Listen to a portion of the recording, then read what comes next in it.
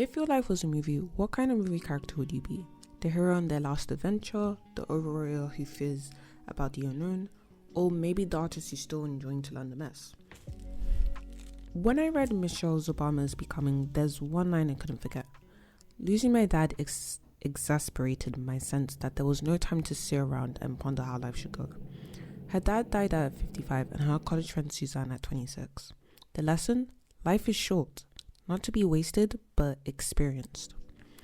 And sometimes we send it overthinking, overworrying, or trying to be perfect every second. As a psychology and language science student, I spend my days studying how humans find meaning in the everyday, through their behavior as well as through language and communication. But lately, I think the real secret to finding meaning isn't always found in just the big moments, but it's also how we see the ordinary ones as well. So how do we live intentionally with our problems or burning out chasing perfection? One way could be romanticizing the ordinary. So what is Romanticism? Romanticism was a period during the 17th to the 18th century where artists such as Monet, Turner and Delacroix stopped trying to capture life as it was and started painting it as they felt it. Where others saw chaos, they saw beauty. And where others painted the dark, they contrasted it with light. Romanticism wasn't about perfection. It was about feeling everything fully through optimism and honesty. And that's why I think we've lost today. We rush through life like deadlines on legs, forgetting that imperfection is the texture that makes life worth living for in the past. So in this video, I'll share 8 ways you can romanticize your life more intentionally and even practically as well. So number 1, learn from the older people. This is something I don't hear people talking a lot about, but if you're feeling lost in life, talk to someone older. They lived through every shade of it. When I was younger, my class visited a care home to interview World War II survivors. Their stories weren't glamorous by any means, but the way they described their experience, whether that was staying inside a train station, their family and friends, it all made us feel alive and almost like we were there. Older people are masters of presence. They learned the art of noticing, something we, the distracted generation, are still learning. So whether that's talking with your grandparents, watching interviews with the elderly on YouTube, maybe talking to your neighbor, can help you slow down and reflect on what is important and not important to your life. 2, create a playlist, for every aspect of your life. So create a playlist for every version of you. Maybe during the morning, during the night, when you're studying, during the seasons, or maybe during your chores session.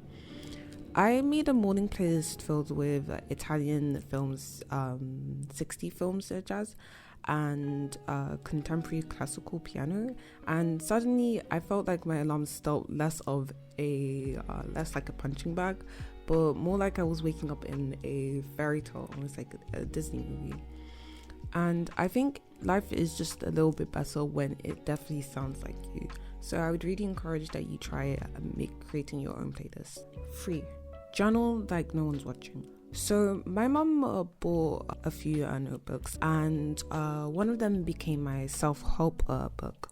So I usually would jot down a lot of something I was usually grateful for. Sorry if it's a little bit messy, but usually I would jot down something I was grateful for, something that went wrong in my day, or anything interesting that happened to me, or something that maybe I wanted to note down. And I think journaling isn't about being this perfectly aesthetic of just writing something profound, but it's rather just making sense of your chaotic mind on paper. And when you do that, it brings a lot of clarity to at least your thoughts, instead of keeping them all inside and stuck in your brain. So one framework I like to use is the crystal ball insight loop. So that's just something I came up with, but what you want to try to do is just write down something that went good, in your day, and just explain why it went good. Something that maybe went wrong in your day, and why did it go wrong? What did you learn from it? And something that surprised you, and something you're grateful for. And the more you keep on doing this, you start to realize that you kind of build this experiencer book, and this can definitely help you have a lot more insight in that your future self will thank you for. So I would also strongly encourage that you try to journal, maybe not every day if you can, but when you feel like jotting something or writing something down. Number 4, have a signature piece. So in my previous video, I touched upon color psychology and through analyzing through this.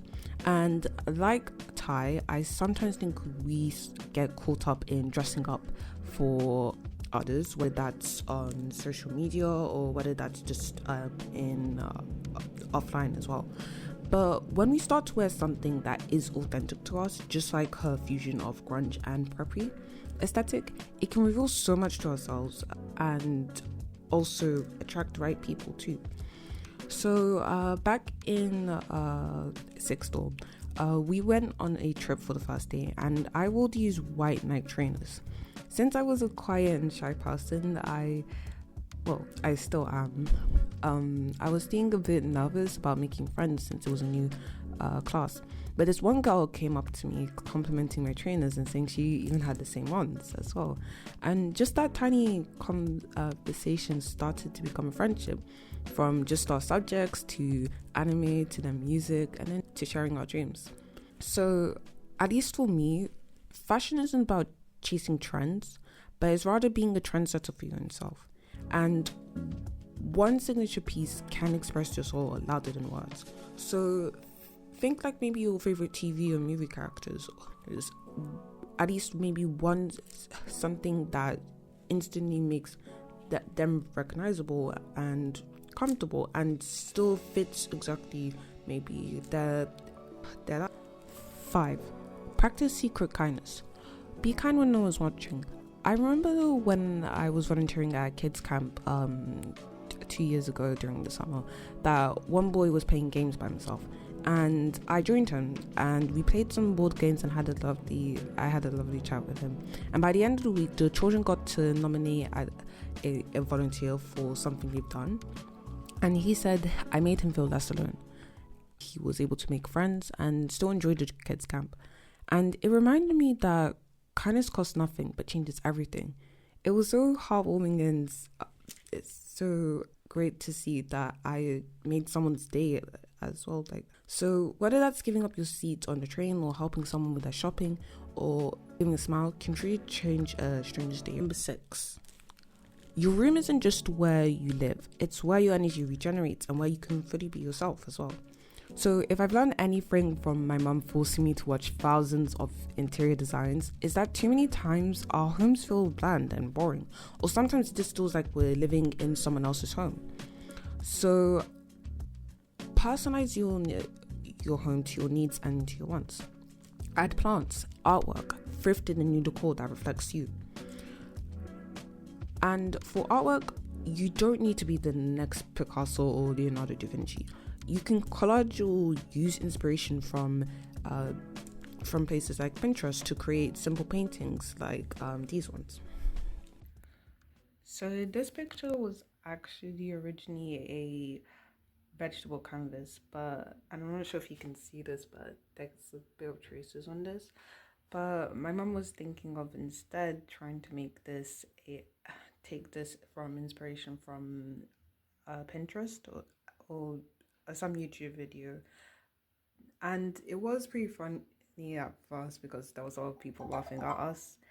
But one thing I think people kind of forget is that you need to kind of paint the vision. That as long as you have the vision exactly for what you want to create, then it really doesn't matter.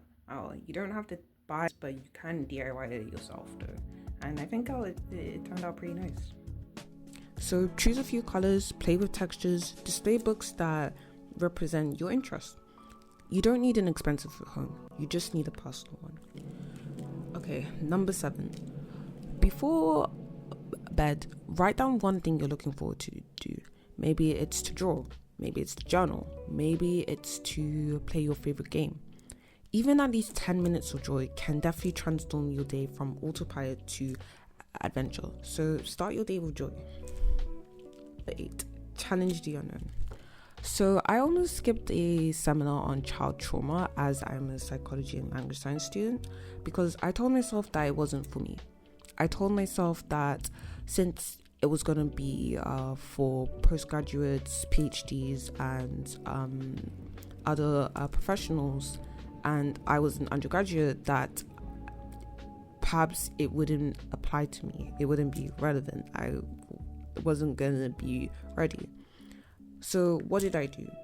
I still went anyway, and I learned the real skills and interventions psychologists use to help children heal from trauma, as well as learn